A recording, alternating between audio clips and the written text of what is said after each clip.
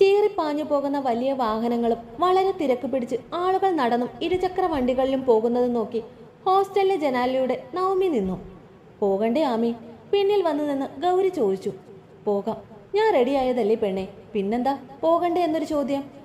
ആമി, ഇപ്പോഴും ഞാൻ പറയുന്നു, നമുക്ക് പോകണ്ട. അത് കണ്ടു നിൽക്കാൻ നിനക്ക് സാധിക്കുമോ? നിന്റെ എന്ന് നീ വിശ്വസിച്ചിരുന്നത് മറ്റൊരാളുടേതാകുമ്പോൾ നിനക്ക് സഹിക്കാൻ കഴിയുമോ? കഴിയണമല്ലോ. നാളെ മാണിക്യമംഗലത്തെ നവമി ബാലചന്ദ്രൻ കല്ലുപോലെ നിന്ന് കാണും. ആരാമത്തിലെ ഡോക്ടർ അഭിനവ് മഹാദേവൻ മാണിക്യമംഗലത്തെ ദീപ്തി രാമചന്ദ്രന്റെ കഴുത്തിൽ മിന്നു കെട്ടുന്നത്. അത് കഴിഞ്ഞ് സദ്യ കൊണ്ട് നമ്മൾ രണ്ടും വീണ്ടും ഈ ഹോസ്റ്റൽ റൂമിൽ ഇടം പിടിക്കും. അപ്പൊ എങ്ങനെ പോകാമോ ഗൗരി? നീ എന്റെ മുന്നിലും അഭിനയിക്കാൻ തുടങ്ങിയോ ആമി? എന്തിനാ ഇങ്ങനെ ഒന്ന്? കരഞ്ഞൂടെ പെണ്ണെ നിനക്ക്? എന്തിന്? ആർക്കു വേണ്ടി? എല്ലാവരും കൂടെ ഒരിക്കലെടുത്ത തീരുമാനമാണ് നവമി അഭിനവിന്റെ ആണെന്ന്. വർഷങ്ങൾ കഴിഞ്ഞപ്പോൾ അതേ ആളുകൾ തന്നെ പറയുന്നു അഭിനവ് ദീപ്തിയെ കെട്ടിയാൽ മതിയെന്ന്. പിന്നെ എനിക്കും ആരെയും കുറ്റപ്പെടുത്താൻ കഴിയില്ലല്ലോ. കടുത്ത ജാതകദോഷമല്ലേ? ഒരു പുഞ്ചിരി മുഖത്തൊട്ടിപ്പിച്ച് ഉണ്ടെങ്കിലും അതിന് പിന്നിൽ ഒളിപ്പിച്ച കണ്ണുനീർ മറ്റാരും കണ്ടില്ലെങ്കിലും ഗൗരി കണ്ടിട്ടുണ്ട്. ഇത് മാണിക്യമംഗലത്തെ മരണപ്പെട്ട ബാലചന്ദ്രന്റെയും ശ്രീദേവിയുടെ ഏക മകൾ. പൊന്നുപോലെ ആ അച്ഛനും അമ്മയും 14 വയസ്സുവരെ കൊണ്ടു നടന്ന പൊന്നോമന. 14ാം പിറന്നാളിന് അമ്പലത്തിൽ 3 പേരും ഒരുമിച്ച് പോയതാണ്. ജീവനോടെ തിരികെ വന്നത് ഒരാൾ മാത്രം, നവമി. 3 പേരും പോയ കാർ അപകടത്തിൽ അച്ഛനും അമ്മയും പോയി. നവമി മാത്രം ബാക്കിയായി. എങ്കിലും എല്ലാവരുടെയും പ്രിയപ്പെട്ടവൾ തന്നെയായിരുന്നു നവമി. അച്ഛനും അമ്മയും ഉണ്ടായിരുന്നപ്പോൾ തന്നെ പറഞ്ഞു വെച്ചതാണ് ബാലചന്ദ്രന്റെ സഹോദരി കാർത്തികയുടെ മകൻ അഭിനവുമായി നവമിയുടെ വിവാഹം. അതിപ്പോ 5 വർഷങ്ങൾക്ക് ശേഷം മാറ്റി പറഞ്ഞ് മറ്റൊരു സഹോദരനായ രാമചന്ദ്രന്റെ മകൾ ദീപ്തിയെ വിവാഹം കഴിക്കുന്നതാണ്. അഭിനവിനൊരു ചേട്ടനാണ്, അഭിജിത്ത്. ജിത്തു എന്ന് വിളിക്കും. അച്ഛൻ ആദിത്യൻ. അഭിജിത്ത് 4-5 വർഷങ്ങളായി നാടും ചുറ്റി നടപ്പാണ്. അതിനു മുമ്പ് മാണിക്യമംഗലത്തെ ബിസിനസ് ഒക്കെ നോക്കി നടത്തിയിരുന്നത് ജിത്തു ആയിരുന്നു. ഇപ്പോൾ വീട്ടിലേക്ക് വരുന്നത് തന്നെയില്ല. എന്താണ് കാരണമെന്ന് ആർക്കും അറിയില്ല. ഇവര് തറവാടിനോട് ചേർന്ന് ആരാമ എന്ന പേരിൽ മറ്റൊരു വീട് വെച്ചാണ് താമസം. ഇനി ദീപ്തി ആളും ഡോക്ടറാണ്, ഗൈനക്കിൽ. അഭിനവ് കുട്ടികളുടെ ഡോക്ടറാണ്. രാമചന്ദ്രന് ഭാര്യ രേവതി, ദീപ്തിയെ കൂടാതെ മൂത്ത ഒരു മകനാണ് ആര്യൻ. പിന്നെ ഉള്ളത് നവമിയും. ഇത്രയും പേരുമാണ് ആ തറവാട്ടിലുള്ളത്. ഇപ്പോൾ നവമി 1 വർഷമായി ഹോസ്റ്റലിലാണ്. ആളിപ്പോ BBA 1ാം വർഷമാണ്. പഠിക്കാൻ നന്നേ മടിയുള്ള ആളാണ് നവമി. ഗൗരിയെക്കുറിച്ച് പറഞ്ഞാൽ നവമിയുടെ കളിക്കൂട്ടുകാരിയാണ്. മാണിക്യമംഗലത്തെ പഴയ കാര്യസ്ഥന്റെ കൊച്ചുമകൾ. അച്ഛൻ കൃഷ്ണൻ, മെഡിക്കൽ ഷോപ്പാണ്. അമ്മ ഷീജ, വീട്ടമ്മ. ഗൗരിക്കൊരു ചേട്ടൻ ഗൗതം. ആളിപ്പോ ഒരു ചെറിയ ജോലി ശരിയായി ബാംഗ്ലൂരാണ്. നവമി ഹോസ്റ്റലിൽ നിന്ന് പഠിക്കാൻ തീരുമാനിച്ചത് കൊണ്ട് അവളെ പിരിയാൻ കഴിയാതെ ഗൗരിയും ആ കോഴ്സ് എടുത്ത് അവൾക്കൊപ്പം ഹോസ്റ്റലിൽ നിൽക്കുന്നു. അത്രയും സ്നേഹമാണ് ഇരുവർക്കും. നവമിയുടെ സന്തോഷവും സങ്കടവും ഇഷ്ടങ്ങളും ഒക്കെ അറിയുന്നത് ഗൗരിക്കാണ്. ഇപ്പൊ 5 വർഷങ്ങൾക്ക് മുമ്പ് നവമിയെ കിട്ടിയില്ല എങ്കിൽ ചത്തു കളയുമെന്ന് പറഞ്ഞ് കരഞ്ഞു വിളിച്ച് ഒടുവിൽ ബാലചന്ദ്രൻ നവമിയുടെ പഠനം കഴിഞ്ഞ് വിവാഹം നടത്തിക്കൊടുക്കാം എന്ന് സമ്മതിച്ചിരുന്നു. ആ അഭിനവ് ഇപ്പോൾ നവമിയുടെ വല്യച്ഛന്റെ മകളായ ദീപ്തി വിവാഹം കഴിക്കുന്നു. നാളെയാണ് കല്യാണം. ഇപ്പോൾ ഗൗരിയും നവമിയും അങ്ങോട്ട് പോവുകയാണ്. മാണിക്യമംഗലത്തെ കൂറ്റൻ ഗേറ്റിന് മുന്നിൽ ഒരു ഓട്ടോ വന്ന് നിന്നു. അതിൽ നിന്ന് ആദ്യം നവമിയും പിന്നാലെ ഗൗരിയും ഇറങ്ങി. പൈസ കൊടുത്ത് ഓട്ടോ തിരിച്ചു പോയതും ഗൗരി നവമിയെ ചേർത്ത് പിടിച്ചു. നാളെ രാവിലെ ഞാനിങ്ങ് വന്നോളാം. അതോ ഇന്ന് വരണോ? എങ്കിൽ വീട്ടിൽ പോയിട്ട് വരാം. നവമിയുടെ കവളിൽ തലോടി ഗൗരി ചോദിച്ചു. നാളെ മതി, എനിക്ക് തീരെ പിടിച്ചു നിൽക്കാൻ വയ്യെങ്കിൽ ഞാൻ വിളിച്ചോളാം. ഗൗരിയുടെ കയ്യിൽ മുറുകെ പിടിച്ചു നവമി. കണ്ണുകളൊന്ന് നനഞ്ഞു ചുവന്നു. സാരമില്ല, നിന്നെ അയാൾ അർഹിക്കുന്നില്ല. ഈ വിലപിടിപ്പുള്ള മാണിക്യത്തെ അതിന്റെ മൂല്യമറിഞ്ഞ് പരിപാലിക്കുന്ന ഒരു കയ്യിൽ തന്നെ എത്തും എന്റെ ആമി. എത്തും. ചെല്ലി, ആന്റി അങ്ങളും കാത്തിരിക്കില്ലേ? നാളെ കാണാം. നവമി ഗേറ്റ് തുറന്ന് അകത്തേക്ക് കയറി. ഗൗരി നേരെ നടന്ന് ആ മതിൽ അവസാനിക്കുന്നിടത്ത് ചെറിയ ഗേറ്റ് തുറന്ന് തന്റെ വീട്ടിലേക്ക് കയറി. ആ നവമി, നീ വിളിച്ചു പറഞ്ഞെങ്കിൽ ശങ്കരൻ വരില്ലായിരുന്നോ വിളിക്കാൻ? മുറ്റത്തെ മനോഹരമായി അലങ്കരിച്ച വലിയ പന്തലിന്റെ ഭംഗി നോക്കി നവമി തറവാടിന്റെ ഉള്ളിൽ കയറി. നവമിയുടെ അരികിൽ വന്ന് രേവതി ചോദിച്ചു. എന്തിനാ വെറുതെ ഒരു ബുദ്ധിമുട്ട്? ഇവിടെ കല്യാണ തിരക്കിനിടയിൽ വെറുതെ. നവമി പറഞ്ഞു തീരും മുമ്പ് ദീപ്തി അങ്ങോട്ട് വന്നു. മെറൂൺ നിറത്തിൽ ലെഹങ്ക അണിഞ്ഞ് അതിസുന്ദരിയായി കാണുമ്പോൾ തന്നെ അറിയാം ആള് സന്തോഷത്തിലാണെന്ന്. നീ എപ്പോ വന്നു? ഞാൻ കരുതി വരില്ലെന്ന് ദീപ്തി ഇരുണ്ട മുഖത്തോടെ പറഞ്ഞു. ആണോ? ഇതെന്റെ കൂടെ തറവാടല്ലേ? നിങ്ങൾ എന്റെ ചേച്ചി. അപ്പൊ ചേച്ചിയുടെ കല്യാണത്തിന് അനിയത്തിക്കുട്ടി വരണ്ടേ? അതല്ലേ അതിന്റെ ശരി. ഇരു കണ്ണും ചിമ്മി നവമി ദീപ്തിയെ നോക്കി ചോദിച്ചു. അതിനുത്തരമില്ലാതെ ദീപ്തി ഒരു നിമിഷം നിന്നു. പിന്നെ വെട്ടിത്തിരിഞ്ഞ് പന്തലിലെ അതികൾക്ക് അരികിൽ പോയി ഇരുന്നു. നവമി ഒരു ചെറുചിരിയോടെ രേവതിയെ നോക്കി. വല്യച്ഛ എവിടെ വല്യമ്മേ? അവിടെയുണ്ട്. ഒരുപാട് ഗസ്റ്റ് ഒക്കെ ഉള്ളതല്ലേ, അവരുടെ കൂടെയാണ്. നീ ചെന്ന് ഫ്രഷായി വാ, കഴിക്കാം. പിന്നെ നിനക്കുള്ള ഡ്രസ്സ് നിന്റെ റൂമിൽ തന്നെ ഉണ്ട്. ഇന്നിടാനുള്ളത് നാളത്തേക്ക്. ഒന്ന് മൂളിക്കൊണ്ട് നവമി തന്റെ റൂമിലേക്ക് പോയി. വാതിൽ തുറന്ന് അകത്തേക്ക് കയറിയതും കണ്ണുകൾ നിറഞ്ഞു പോയി. പെട്ടെന്ന് തിരിഞ്ഞ് വാതിൽ അടച്ച് കുറ്റിയിട്ടു. പിന്നെ മുറിയാകെ ഒന്ന് നോക്കി. ഒന്നിനും ഒരു മാറ്റവും ഇല്ല. എല്ലാം വൃത്തിയായി സൂക്ഷിച്ചിട്ടുണ്ട്. കൗസല്യാമ്മയായിരിക്കും. ഇവിടെ അടുക്കളയിൽ സഹായിക്കുന്ന ആളാണ്. അമ്മയെ വലിയ കാര്യമായിരുന്നു. ഇപ്പൊ എന്നെയും. ഓരോന്നോർത്ത് വെടിച്ചടഞ്ഞു കിടന്നു നവമി. നവമി, നവമി, വാതിൽ തുറക്ക്. വല്യച്ഛന്റെ ശബ്ദം കേട്ടതും അവൾ എഴുന്നേറ്റ് മുഖം ഒന്ന് അമർത്തി തുടച്ചിട്ട് വാതിൽ തുറന്നു. നീ വന്നിട്ട് ഇതുവരെ റെഡിയായില്ലേ? നമ്മുടെ ബന്ധുക്കളൊക്കെ വന്നിട്ടുണ്ട്. നീ വേഗം അങ്ങോട്ട് വന്നേ. വരാം, ഒന്ന് ഫ്രഷായി വേഷം മാറി വരാം. വേഗം വരാൻ നോക്ക്. രാമചന്ദ്രൻ തിരിഞ്ഞു നടക്കുമ്പോൾ പറഞ്ഞു. അയാൾ പോയത് നവമി വാതിലടച്ചു അതിൽ ചാരി നിന്നു. അവൾ എന്തെങ്കിലും പറഞ്ഞോ? മുഖത്തൊരു വിഷമവും ഇല്ല. അതാ ഞാൻ നോക്കുന്നത്. രാമചന്ദ്രൻ വരുമ്പോൾ രേവതിയുടെ അമ്മ അവരോട് ചോദിക്കുന്നുണ്ടായിരുന്നു. ഇനിയിപ്പോൾ അവൾക്ക് വിഷമം ഉണ്ടെങ്കിൽ തന്നെ എൻ്റെ ഭാര്യയ്ക്കും അമ്മയ്ക്കും എന്തെങ്കിലും ചെയ്യാൻ പറ്റുമോ? ആ കുട്ടി ആയതുകൊണ്ടാണ് ഇങ്ങനെ നമ്മളുടെ അടുത്ത് മുഖം കറുപ്പിക്കാത്തത്. എങ്കിലും അതിൻ്റെ ശാപം നമ്മുടെ മോൾക്ക് കിട്ടാതിരിക്കാൻ പ്രാർത്ഥിക്കാം. പറഞ്ഞിട്ട് വെട്ടിത്തിരിഞ്ഞ് പുറത്തേക്ക് പോകുമ്പോൾ നിറഞ്ഞ കണ്ണുകൾ തുടച്ച് ചുണ്ടിലൊരു ചിരി ഒട്ടിച്ചു വെച്ചു അയാൾ. അല്പം കഴിഞ്ഞത് നവമി പച്ചയും മഞ്ഞയും കോമ്പിനേഷനിലുള്ള ധാവണി ഉടുത്ത് കയ്യിൽ അതേ നിറത്തിലുള്ള കുപ്പിവളകളും അണിഞ്ഞ് കഴുത്തിൽ സ്ഥിരമിടുന്ന കുഞ്ഞുമാലയും ലോക്കറ്റും മാത്രം കാതിൽ വലിയൊരു പച്ച കല്ല് വെച്ച സ്റ്റഡും തലമുടി ഇരു സൈഡിൽ നിന്നും കുറച്ച് മൂടിയെടുത്ത് ക്ലിപ്പിട്ട് നിറയെ പൂവും ചൂടി ഇറങ്ങി വരുമ്പോൾ അവിടെ കൂടിയിരുന്നവർ കണ്ണെടുക്കാതെ അവളെ നോക്കി. അതേസമയം തന്നെ ഇതേ കോമ്പൗണ്ടിൽ തന്നെയുള്ള ആരാമത്തിൽ നിന്നും അഭിനവും കുടുംബവും അങ്ങോട്ട് കയറി വന്നു. അഭിയുടെ കണ്ണുകൾ നവമിയെ കണ്ട് ഒന്ന് വിടർന്നു.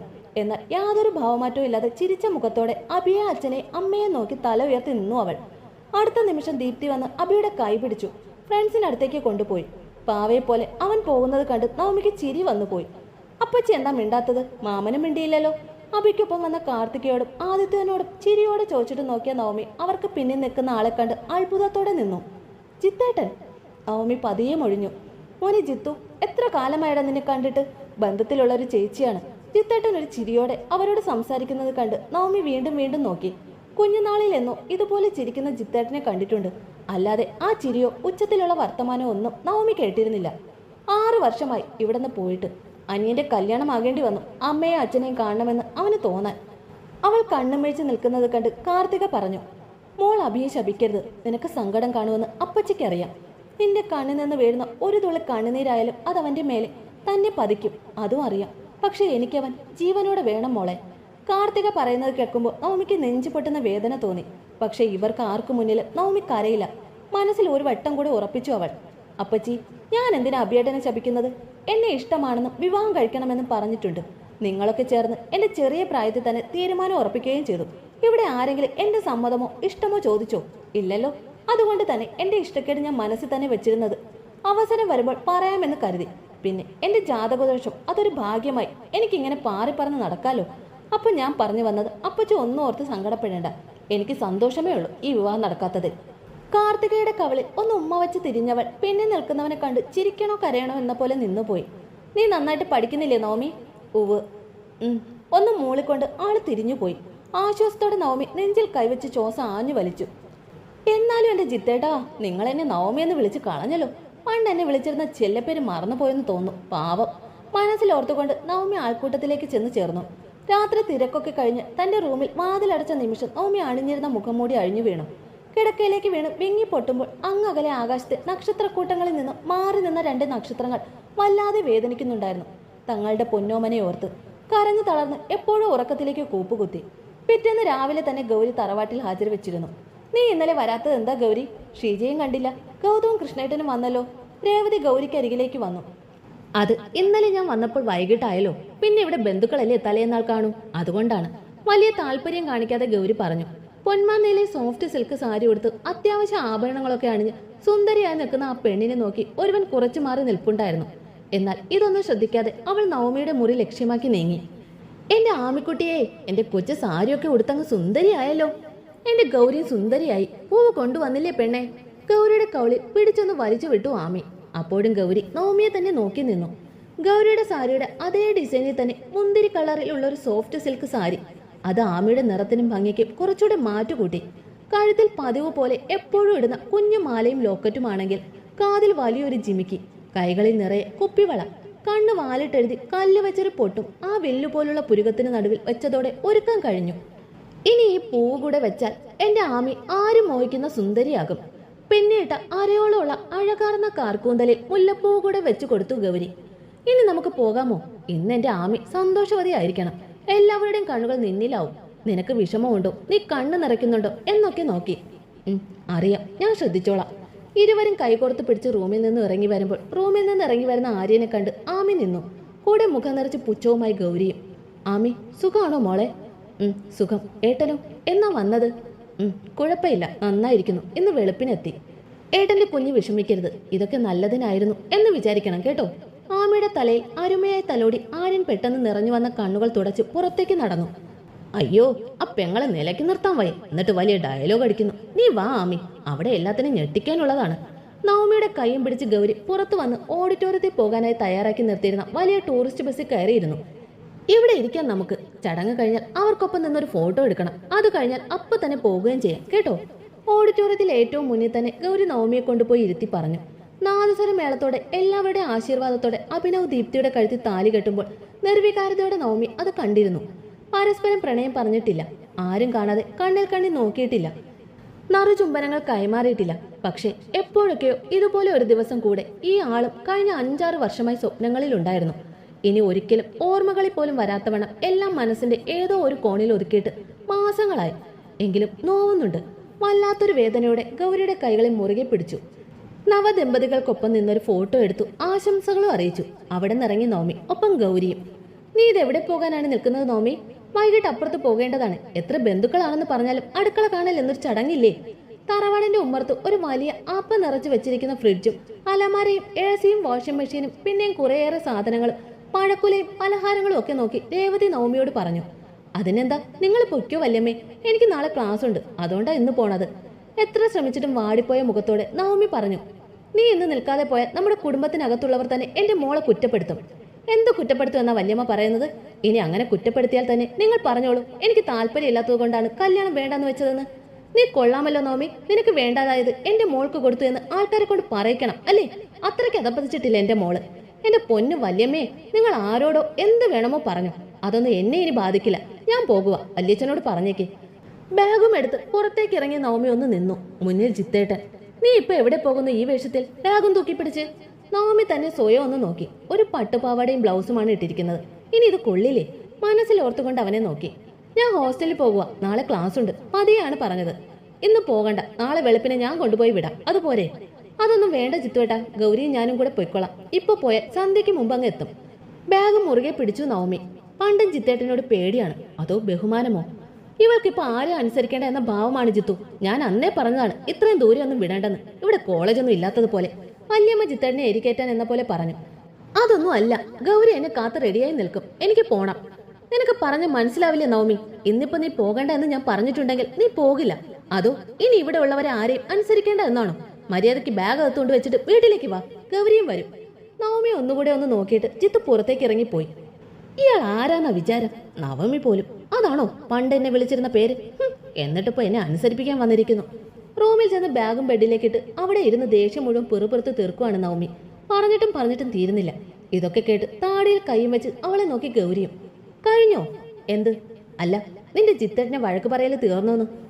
എന്റെ ജിത്തേട്ടനൊന്നും അല്ല, വാണി ചേച്ചിയുടെ ജിത്തേട്ടനാണ്. അല്ല പിന്നെ. ശ്രീവാണി എന്ന വാണി ആദിത്യന്റെ മാമന്റെ സഹോദരി ആര്യ ആന്റിയുടെ മകളാണ്. അവളും ജിത്തുവും തമ്മിൽ മുടിഞ്ഞ പ്രേമമായിരുന്നു. പക്ഷെ പെണ്ണാളെ തേച്ചിട്ട് ഒരു അമേരിക്കൻ ഡോക്ടറെ കെട്ടിപ്പോയി. അതോടെയാണ് ആളിവിടുന്ന് പോയത്. എടി, അതൊക്കെ പൊളിഞ്ഞില്ലേ? അവരിപ്പോ അമേരിക്കയിലല്ലേ? ആവോ, അതൊക്കെ ആർക്കറിയാം. അല്ലെങ്കിൽ ജിത്തേട്ടന് അങ്ങനെ തന്നെ വേണം. അങ്ങനെ എന്തിനാടി നവമി എന്ന് വിളിക്കുന്നേ? പണ്ട് വിളിക്കുന്നത് പോലെ വിളിച്ചൂടെ? അങ്ങനെ വിളിക്കുന്ന കേൾക്കാൻ എന്തൊരു സുഖമാണെന്നോ. എന്തോ ആലോചനയോടെ നവമി ചുവരിച്ചാരിയിരുന്നു. അപ്പോൾ ആ ചൊടികൾ മനോഹരമായി ഒന്ന് വിടർന്നു. ഡി ആമി, നിന്റെ കുഞ്ഞു പ്രായത്തിൽ കൊഞ്ചിച്ച് വിളിച്ച പേര് ഇപ്പൊ നിന്നെ വിളിക്കാൻ ജിത്തുചേട്ടന് തോന്നാറുണ്ടാവില്ല. അതാവും ഇപ്പൊ വിളിക്കാത്തത്. ഗൗരി പൊട്ടി വന്ന ചിരിയോടെ പറഞ്ഞു. ഓ വേണ്ട, അയാൾ എന്നെ ഇനി അങ്ങനെ വിളിക്കണ്ട. നീ വാ, അങ്ങോട്ട് പോകാം. ഇല്ലെങ്കിൽ ആ കുരിശ് അന്വേഷിച്ച് ഇങ്ങോട്ട് വരും. എന്നെ അനുസരണ പഠിപ്പിക്കാൻ വന്നിരിക്കുക ആ ജിത്തേട്ടൻ. ഗൗരിയുടെ കയ്യും പിടിച്ച് പുലമ്പിക്കൊണ്ട് നവമി ആരാമത്തിലേക്ക് ചെന്നു.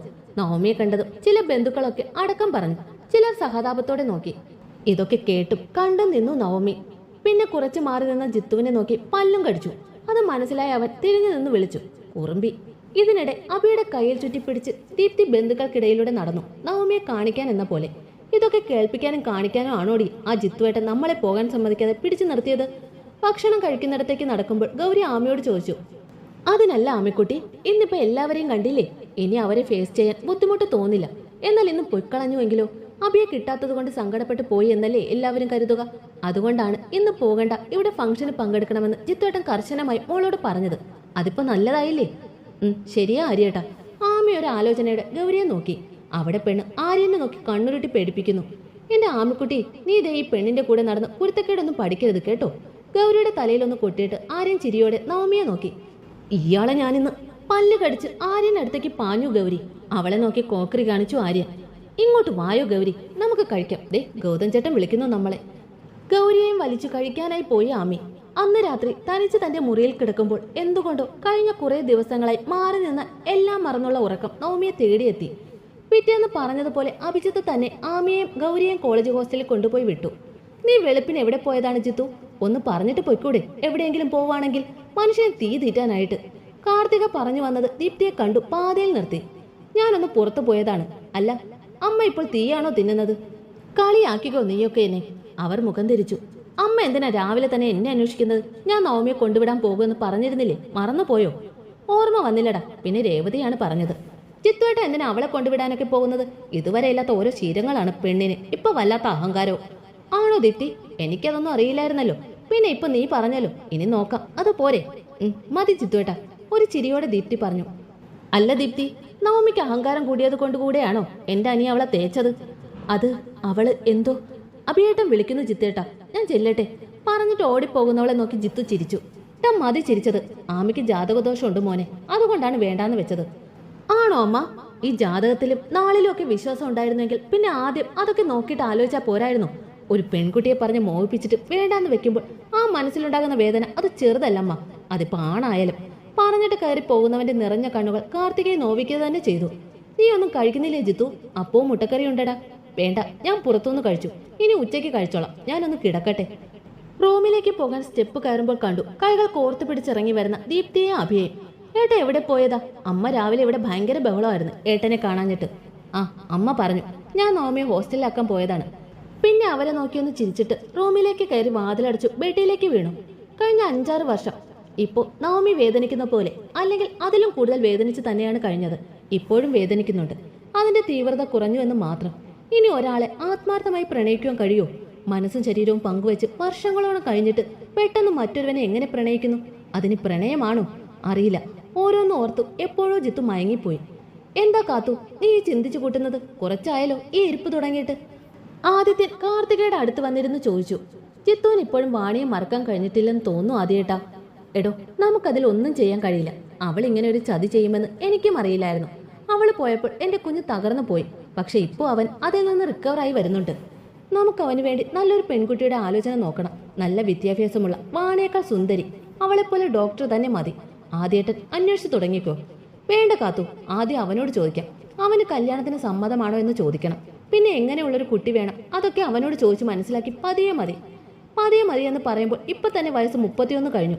ഇനി എത്ര കാലം കാത്തിരിക്കും ആദ്യേട്ടാ? കാത്തു, അത് വെറും ഒരു പ്രണയമായിരുന്നില്ല. താലി കെട്ടിയില്ല എന്നേ ഉള്ളൂ. മനസ്സിനൊപ്പം ശരീരം കൂടെ പങ്കുവെച്ച് ജീവിച്ചവരാണ്. അപ്പോ പെട്ടെന്ന് അവന് വേറെ ഒരു കുട്ടി വന്നാൽ അവന് ഭാര്യയെ കാണാൻ കഴിയണ്ടേ? അതുകൊണ്ട് കുറച്ച് സമാധാനത്തോടെ മതി എന്തും. നീ ഇങ്ങനെ ആലോചിച്ച് വിഷമിക്കേണ്ട. എല്ലാം അതിന്റെ സമയത്ത് നടക്കും. അവനായി ജനിച്ചൊരു പെൺകുട്ടി അവന്റെ പ്രണയവും കരുതലും ഒക്കെ അർഹിക്കുന്ന ഒരുവൻ വരിക തന്നെ ചെയ്യും. അതുവരെ നമുക്ക് കാത്തിരിക്കാം. താൻ എഴുന്നേറ്റ് വാ. ഉടനെ അവനോടൊന്നും പറയണ്ട, കേട്ടല്ലോ? വീണ്ടും പറഞ്ഞിട്ട് ആദ്യത്തിന് എഴുന്നേറ്റു. കൂടെ കാർത്തികയും.